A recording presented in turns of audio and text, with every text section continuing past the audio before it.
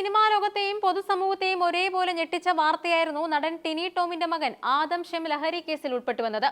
ഒരു പിതാവ് എന്ന നിലയിൽ തന്റെ മകൻ ലഹരിയുടെ കെണിയിൽ വീഴാതിരിക്കാൻ അത്രമേൽ ജാഗ്രത പുലർത്തിയിരുന്ന വ്യക്തിയായിരുന്നു ടിനി ടോം. മുമ്പൊരിക്കൽ വികാരാധീനനായ അദ്ദേഹം പറഞ്ഞ വാക്കുകൾ ഇന്നും മലയാളികളുടെ കാതുകളിലുണ്ട്. എന്റെ മകനെ ലഹരി ഭയന്നാണ് ഞാൻ സിനിമയിലേക്ക് വിടാത്തത്. എന്നാൽ തന്റെ മകനെ സുരക്ഷിതമായി വളർത്താൻ അദ്ദേഹം എടുത്ത മുൻകരുതലുകൾ പോലും ലഹരി മാഫിയയുടെ ചതിക്കുഴികൾക്ക് മുന്നിൽ പരാജയപ്പെട്ടുവെന്നതാണ് തൃപ്പൂണിത്തുറയിൽ നടന്ന അറസ്റ്റ് സൂചിപ്പിക്കുന്നത്. ഈ സംഭവത്തെ വെറും ഒരു ട്രോൾ വിഷയമായി കാണുന്നവർ ഒരു വലിയ സാമൂഹിക വിപത്തിനെയാണ് അവഗണിക്കുന്നത്.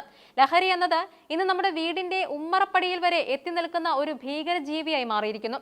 തൃപ്പൂണിത്തുറ ഹിൽ പാലസ് പോലീസ് നടത്തിയ രാത്രികാല പെട്രോളിംഗിനിടെയാണ് ആദമിനെയും സുഹൃത്തുക്കളായ അമിത് ജോർജ്, കാർത്തിക് എന്നിവരെയും കഞ്ചാവുമായി പിടികൂടുന്നത്. സ്വന്തം ആവശ്യത്തിനായി കൈവശം വെച്ചതാണ് മയക്കുമരുന്ന് എന്ന് ഇവർ സമ്മതിച്ചതായാണ് റിപ്പോർട്ടുകൾ. ഈ വാർത്ത പുറത്തു വന്നതോടെ സോഷ്യൽ മീഡിയയിൽ ടിനി ടോമിനെതിരെ വലിയ രീതിയിലുള്ള സൈബർ ആക്രമണങ്ങളും ട്രോളുകളും ഉയർന്നു.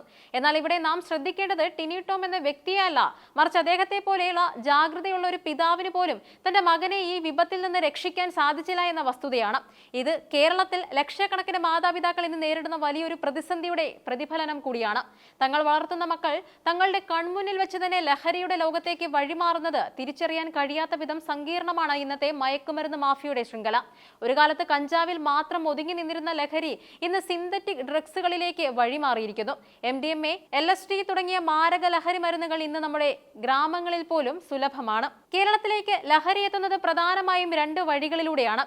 അയൽ സംസ്ഥാനങ്ങളിൽ നിന്നും എത്തുന്ന ഇതര സംസ്ഥാന തൊഴിലാളികൾ വഴിയാണ് കഞ്ചാവിന്റെ വലിയൊരു ശതമാനവും എത്തുന്നത്.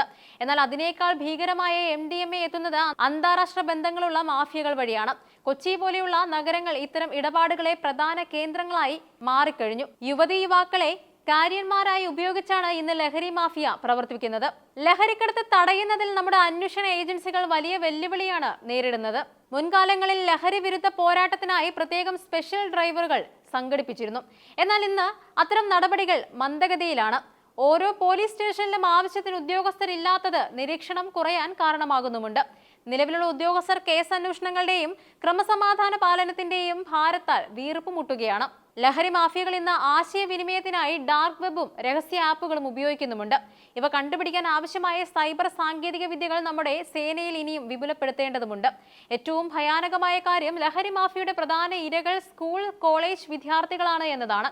തുടക്കത്തിൽ സൗജന്യമായി ലഹരി നൽകി കുട്ടികളെ അടിമകളാക്കുകയും പിന്നീട് പണം കണ്ടെത്താനായി അവരെ തന്നെ ലഹരി വിൽപ്പനക്കാരാക്കി മാറ്റുകയും ചെയ്യുന്ന തന്ത്രമാണ് ഇവർ പയറ്റുന്നത്. പെൺകുട്ടികൾ പോലും ഇന്ന് ഇത്തരം സംഘങ്ങളുടെ വലയിൽ വീഴുന്നുമുണ്ട്. ലഹരി ഉപയോഗം കുട്ടികളുടെ മാനസിക നിലയെ തകർക്കുകയും അവരെ അക്രമാസക്തരാക്കുകയും ചെയ്യുന്നുണ്ട്. ടിനി ടോമിന്റെ മകന്റെ കേസിൽ കണ്ടതുപോലെ ഒരു ഘട്ടം കഴിഞ്ഞാൽ വീട്ടുകാർക്കോ സമൂഹത്തിനോ ഇവരെ നിയന്ത്രിക്കാൻ കഴിയാത്ത അവസ്ഥ വരുന്നുമുണ്ട്.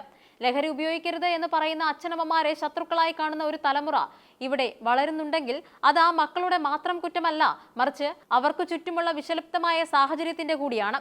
ഇന്ന് ഒട്ടുമിക്ക മാതാപിതാക്കളും ഭയപ്പാടോടെയാണ് ഓരോ ദിവസവും തള്ളി നീക്കുന്നത്.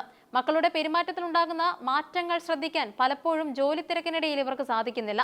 ടിനി ടോം എന്ന പിതാവ് തന്റെ മകനെ കുറിച്ച് അഭിമാനത്തോടെ സംസാരിച്ചിരുന്നതും അച്ഛന്റെ മോൻ എന്ന് വിളിച്ചിരുന്നതും നാം കണ്ടതാണ്. ആ സ്നേഹം ആത്മാർത്ഥമായിരുന്നുവെങ്കിലും ലഹരിയുടെ സ്വാധീനം ആ ബന്ധങ്ങളിൽ വിള്ളൽ വീഴ്ത്തി. മക്കളുമായി സുഹൃത്തുക്കളെ പോലെ സംസാരിക്കാൻ മാതാപിതാക്കൾ സമയം കണ്ടെത്തണം. അവരുടെ പ്രശ്നങ്ങൾ കേൾക്കാൻ ഒരാളുണ്ടെന്ന തോന്നൽ അവരെ തെറ്റായ വഴികളിൽ നിന്നും പിന്തിരിപ്പിച്ചേക്കാം. അതോടൊപ്പം അനാവശ്യമായ പണം നൽകുന്നത് ഒഴിവാക്കുക. രാത്രി വൈകി പുറത്തു പോകുന്നതും പുതിയ സൗഹൃദങ്ങളും ശ്രദ്ധിക്കുക.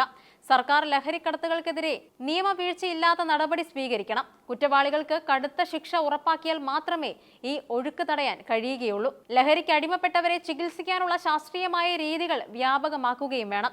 ടിനി ടോമിന്റെ മകന്റെ അറസ്റ്റ് കേരളത്തിനൊരു മുന്നറിയിപ്പാണ്. ലഹരിയുടെ വിനാശകരമായ വഴികളിൽ നിന്നും നമ്മുടെ വരും തലമുറയെ രക്ഷിക്കാൻ കേവലം ഉപദേശങ്ങൾ മാത്രം പോരാ, മറിച്ച് ശക്തമായ നിയമ നടപടികളും സാമൂഹിക ജാഗ്രതയും അത്യാവശ്യമാണ്. ലഹരി വിമുക്ത കേരളം എന്നത് വെറും ഒരു മുദ്രാവാക്യമായി ഒതുങ്ങാതെ പ്രായോഗികമായി നടപ്പിലാക്കാൻ സർക്കാർ സംവിധാനങ്ങളും പൊതുജനങ്ങളും കൈകോർക്കേണ്ട സമയം അതിക്രമിച്ചിരിക്കുന്നു. അല്ലെങ്കിൽ ഇനിയും ഒട്ടേറെ പിതാക്കന്മാർ തങ്ങളുടെ മക്കളുടെ തകർച്ചയ്ക്ക് സാക്ഷ്യം വഹിക്കേണ്ടി വരും.